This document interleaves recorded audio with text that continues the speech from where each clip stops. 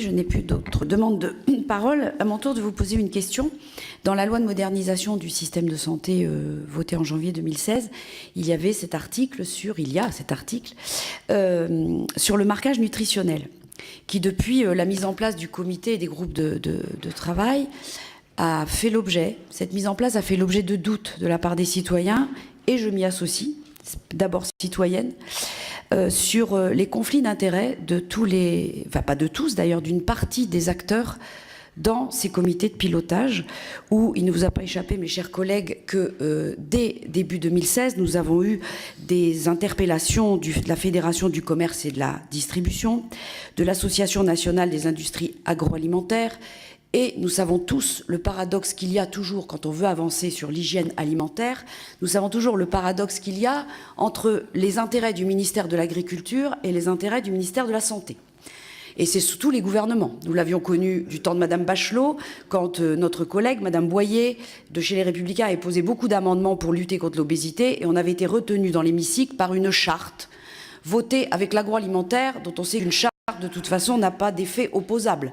Ce n'est pas une loi. Donc, en fait, c'est une industrie qui avance, même pas cachée, d'ailleurs, elle avance pour ses intérêts, ce qui est logique, mais pas toujours logique avec la lutte contre l'obésité et les troubles du comportement alimentaire.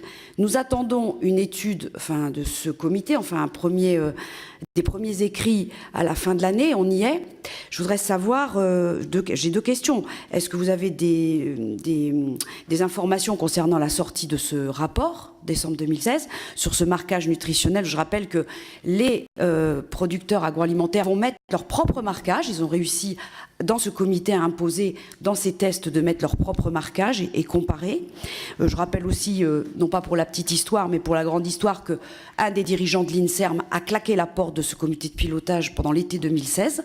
Au regard, a priori, de tous ces conflits d'intérêts, vous parliez dans votre propos de déontologie, de transparence. Là, on est en plein dedans. Et c'est quand même sous votre égide, sous l'égide de l'ANSES, que ces travaux se mènent. Et donc, ma première question, c'est la date de sortie de ce rapport.